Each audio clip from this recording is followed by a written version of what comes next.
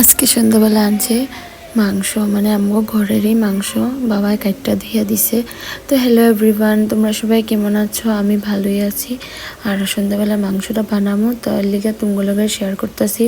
আর আজকে মাংসটা অন্যরকম, মানে সবারই জ্বর সর্দি হয়ে গেছে না, মুখে স্বাদ নাই, ওই লিগে মানে একদম ঝোল, গোলমরিচের ঝোল, যে ওরকমই লোকাল চিকেনের ঝোল এরকমই খাওয়া হইব। আর ওই চিকেনটা কেমনে বানাই তুমগুলোকে শেয়ার, তোমরা প্লিজ ভিডিওটা স্কিপ না করে লাস্ট অবধি দেখো, আমি খুব খুশি হবো। আর এদিকে দেখো আমি পাকঘরটার কথা কইতেছিলাম, যে পাকঘর তো না, তোমরা কেউ খারাপ কমেন্ট করবা, রান্না করতেছি। আর মানে কালার করার পরে একবার একটা দুর্ঘটনা ঘটতে গেছিলো আমগো ঘরে, তো মানে এটা অন্যদিন শেয়ার করুম। হ্যাঁ, এটা কি হয়েছিল মানে তার আগে স্টার্ট করা যাক রান্নাটা। প্রথমে জিরা ফোড়ন দিয়েছি, তেজপাতা, গোলমরিচের গুঁড়া আর লং, দারচিনি, ইলাইচি এগুলো দিয়া তারপরে দিছি পেঁয়াজগুলো ভাজা ভাজা হয়ে যাওয়ার পরে এই যে মশলাটা করছি, এখানে গোলমরিচ, আদা, রসুন আর পেঁয়াজি আছে, বেশি কিছু দিই না। রেড চিলি কোনো লাল কালার হওয়া বস্তু কোনো কিছুই দিই নেই। আর তারপরে একটা টমেটো দিয়েছি। আর এদিকে দেখো আমি মাংসগুলো দেখাইতেছিলাম যে লেগ পিসটা কি সুন্দর করে কাটা হয়েছে।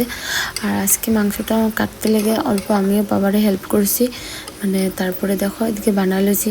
এটা মানে ঝুল হইব, এলাকা যে মানে ভালো করে সিদ্ধ হইতে লাগবে, তো এলাকা কুকারে বানাতেছি। আর এদিকে মশলাটা কষানোর পরে আমি ঝুল দিয়ে দিছি। আর লাল হইব না যে তরকারিটা, কারণটা ওইটাই যে রেড চিলি বা লাল মরিচ আমি কোনো ইউজ করি না, এটা সে ঝুল খামুছে এলাকা। তো এদিকে দেখো আমার হয়ে গেছে, পোলাও বানাইছি। আর এদিকে আমার হাজব্যান্ড একটা পেঁয়াজ কেটে দিছে আর লেবু এক টুকরা দিয়া মানে থালটা ডেকোরেশন করছে।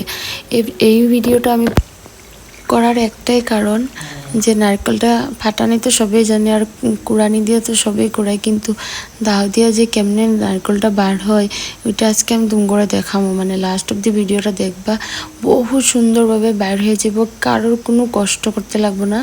শুধু বটি নিবা, বাঙালি ঘরে তো সবার ঘরে বটি থাকে, বটির আগাটাতে এরকম করে লাগায়া একটু জোর দিয়া। আর এই টেকনিকটা আমি আমার একটা ভাইয়ের থেকে শিখছিলাম।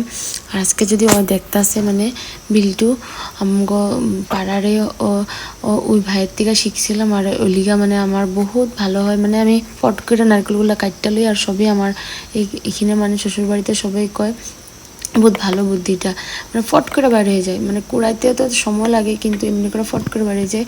আর আমার যেহেতু কুড়ানি নাই, ওই লিগা আমি তো মিক্সিতে কুড়ুম, মানে মানে মিক্সিতে গুঁড়া করুম নারকেলটা। ওই লিগা মানে আমি প্রথমে কালা বাকলিগুলা সরাই নিতেছি, দাও দিয়ে ভালো করে চেঁচে কাটতে লুম। আর তারপর নারকেলগুলা আবার ছোটো ছোটো টুকরা করুম, তারপরে মিক্সিতে দিম। আর এমনি করে আমি নারকেলটা কুড়াই, যেহেতু ওখানে বর্তমান কোনো নারকেল কুড়ানি নাই, ওই লিগা মানে এমনি করে হাত কুড়ানি আছে, কিন্তু আমি হাত কুড়ানি দিয়ে পারি না, ওই লিগা মানে আমি করি না হাত কুড়ানি দিয়ে। তো এমনি করে নারকেলগুলো আমি সবগুলা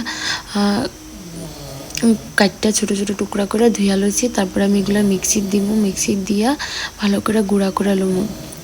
মানে লক্ষ্মী পূজাতে কোনো ধরনের কোনো কিছু বানাই নাই, তো ওই লিগা মানে খারাপও লাগতেছে, নারকেল আসিল ওই ঘরে, ওই লিগা মানে নারকেলের কিছু একটা বানাবো, ওখানে ভাজ্যা রাখুন, কিন্তু দেখি সন্ধ্যা অবধি কী বানাই।